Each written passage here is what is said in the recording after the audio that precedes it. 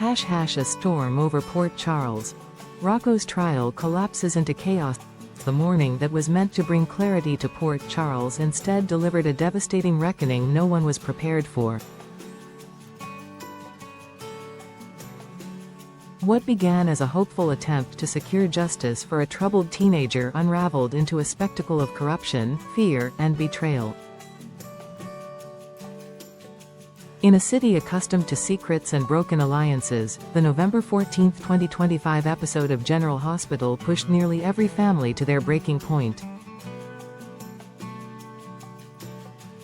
As the sun rose over Port Charles, what should have been a routine hearing shifted into a violent collision between the past, the present, and the dangerous ambitions of a man whose intentions had never been fully understood.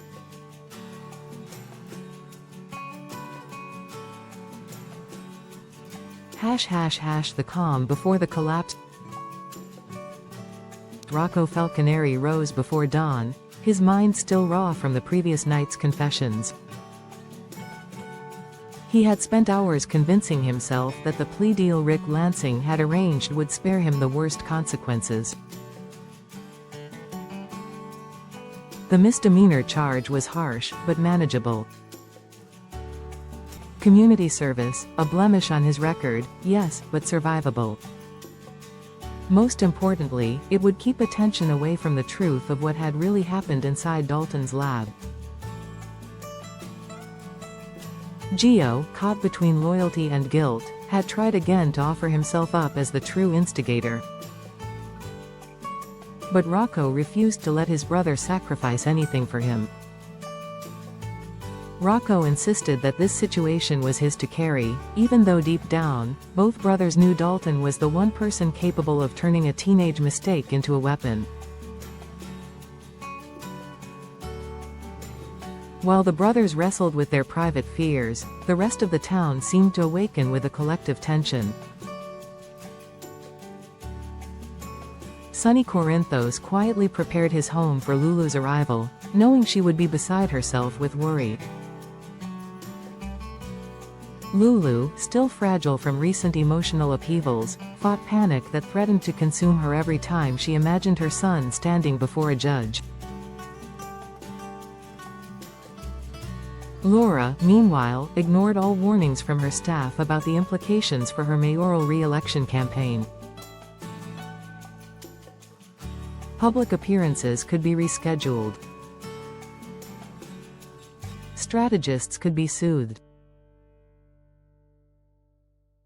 But her family, especially a boy as lost and vulnerable as Rocco, would not be abandoned under any circumstance. Her sense of duty had always burned brightest when someone tried to corner the people she loved. Crowded courtrooms and hidden agendas. The courthouse felt strangely smaller than usual once Rocco arrived. The hallways were filled with murmuring supporters, teachers, neighbors, friends, and even strangers who believed in giving a young man a second chance. Rocco had never felt so exposed, yet never so held up by the people around him. Seeing Britt and Nathan among the crowd added another layer of comfort, as if their presence alone could shield him from whatever the court intended.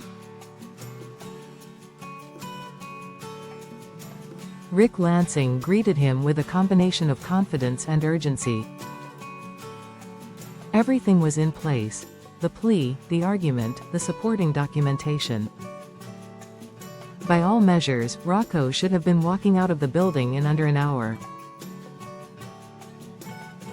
But far from the courthouse, Ada Justine Turner was facing a confrontation that rewrote the entire course of the day. Dalton arrived at the police station with a forced calm that masked the venom in his intentions. He insisted that new truths had surfaced, accusations that implicated Rocco not merely as a reckless teenager but as a deliberate saboteur. He spoke with the precision of a man performing a well-rehearsed monologue. To Turner's frustration, she could not dismiss the information outright. Once Dalton submitted his manufactured evidence, she was legally bound to carry it into the courtroom. She knew something was off. Dalton's insistence, his carefully prepared documentation, even the timing, it all reeked of manipulation. Yet the justice system expected her to uphold the rules, and the rules demanded that she submit the new findings for judicial review.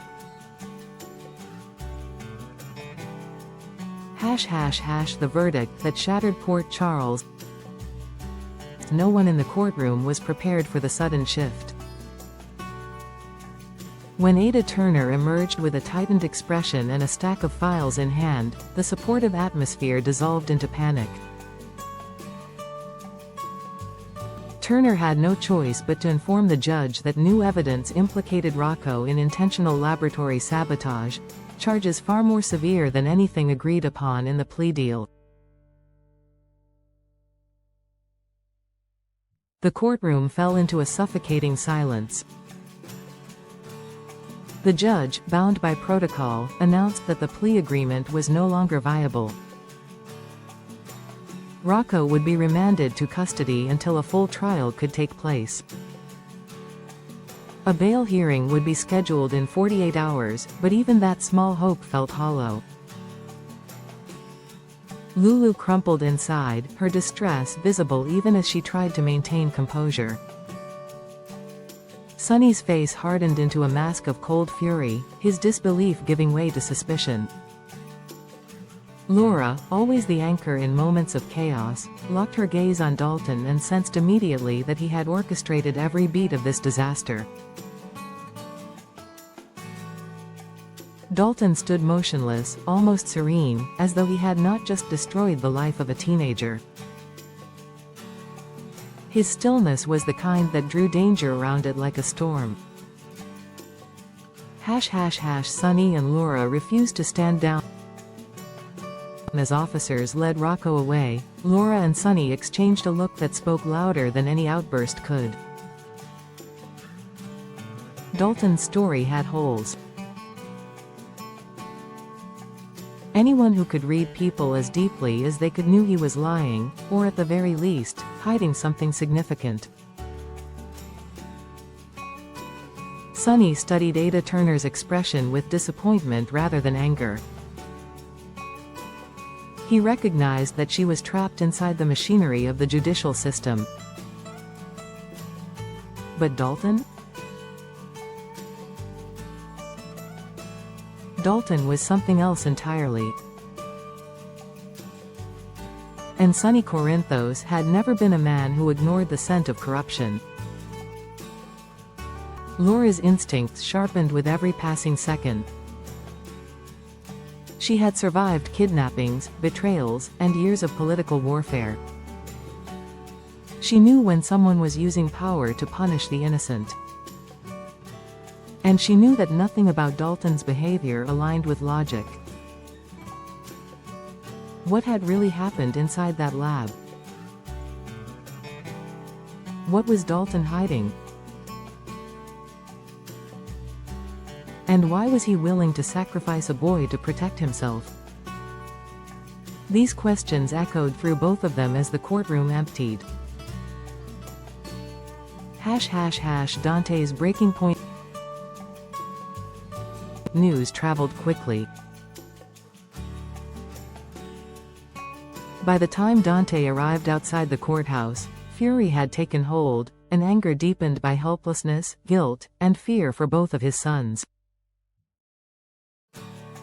As a father, he felt his world slipping into chaos.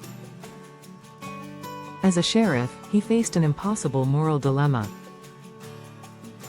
His badge offered responsibility, not power, and certainly not the ability to shield his children from the consequences of their choices, or the schemes of a vindictive scientist. Lulu, trembling beside him, tried to make sense of what had happened. How could a simple plea deal have derailed so catastrophically? How could the life of a boy who barely understood the world be reshaped by a man like Dalton? Gio's tormented choice. While Gio had been ready to confess earlier that morning, Rocco's imprisonment rewired everything. Turning himself in now would implicate both brothers even further. But remaining silent meant living with unbearable guilt while Rocco endured the cold isolation of a jail cell. Emma, shaken and devoted to both brothers, felt torn as well. Together, they weighed their options, each choice carrying consequences that felt suffocating. Meanwhile, Dante, now burdened by the crushing weight of both sons' fates, was forced to confront the reality that he might lose not one but two of the most important people in his life. The unraveling has only begun. By the end of the episode, the pieces were scattered but not yet fully understood. The case against Rocco was riddled with inconsistencies. Dalton's timing was suspicious. His evidence felt artificially perfect. And his behavior throughout the crisis resembled someone hiding far more than he was revealing. Laura and Sonny stood at the threshold of a larger war, a war that would test their leadership, their relationships, and their capacity to confront an enemy who thrived on manipulating weaknesses.